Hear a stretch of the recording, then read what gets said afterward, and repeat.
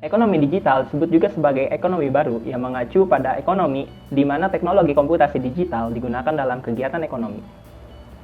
Istilah ekonomi digital pertama kali disebut di Jepang oleh seorang profesor dan ekonom riset Jepang pada resesi Jepang tahun 1990-an.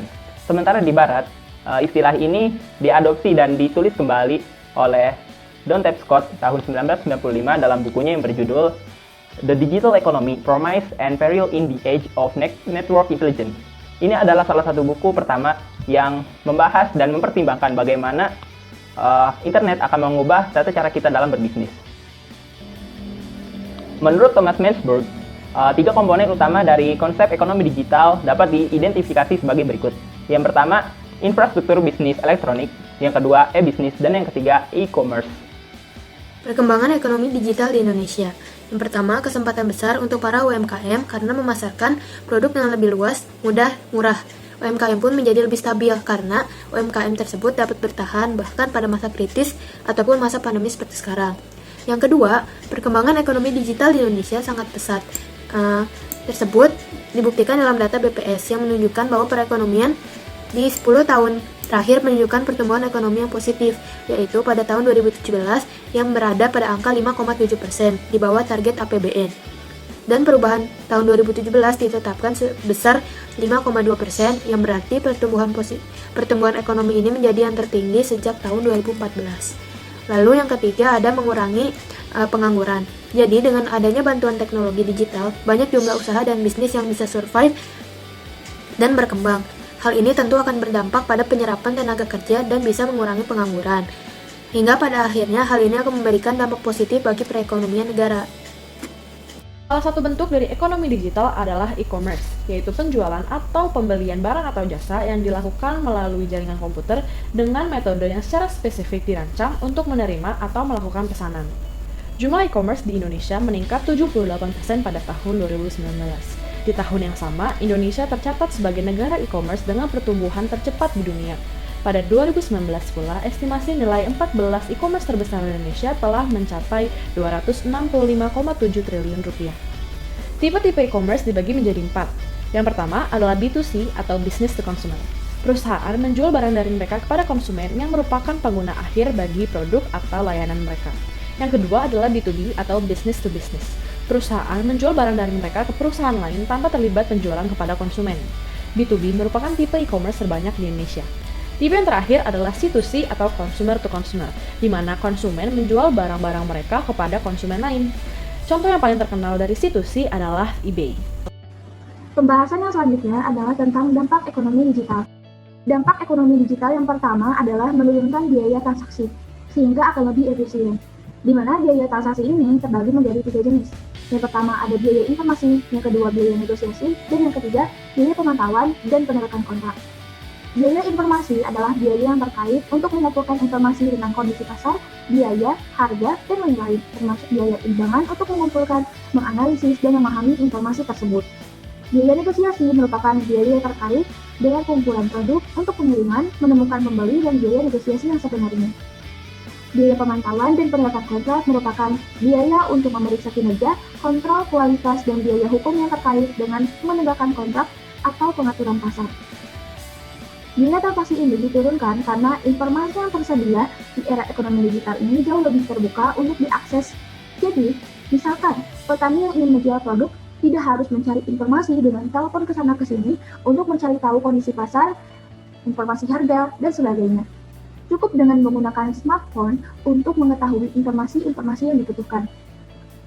Dampak ekonomi digital yang kedua adalah munculnya barang dan jasa yang baru dengan cara produksi dan pendistribusian yang baru, yang akan berpengaruh kepada struktur pasar dan persaingan pasar.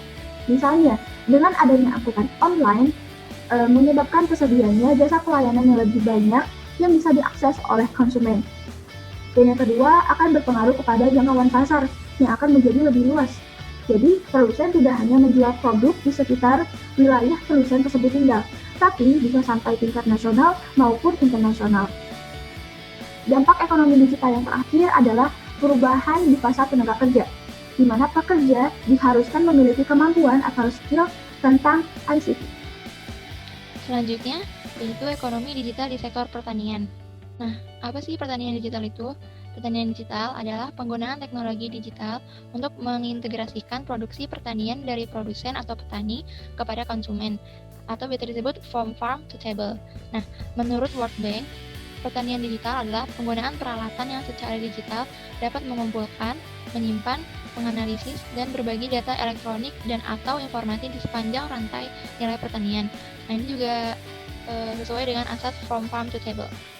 Nah, melalui teknologi digital dapat diciptakannya berbagai peralatan untuk mempermudah para pelaku di sektor pertanian dalam pengambilan keputusan yang berdampak pada pertama, peningkatan produktivitas produk pertanian, lalu ada efisiensi biaya yang meliputi biaya transaksi, biaya penggunaan tenaga kerja, dan input-input lainnya.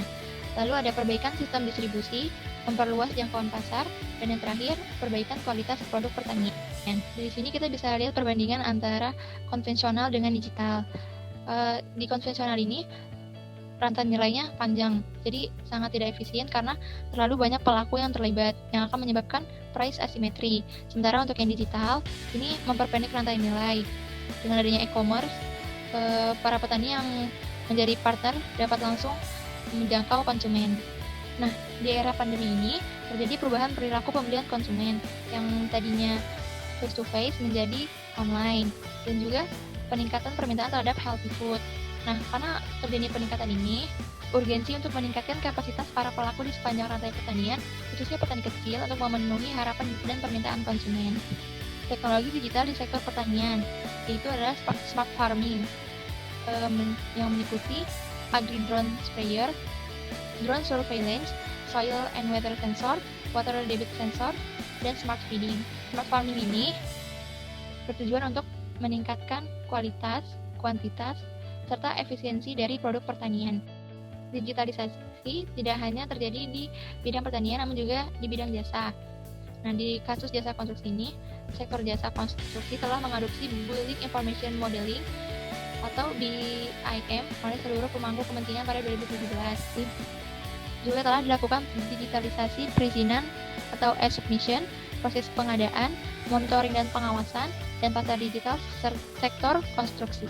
Nah, jadi kesimpulan pada bab 7 mengenai ekonomi digital adalah: yang pertama, ekonomi digital adalah aktivitas ekonomi yang berbasis pada teknologi digital, ICTS.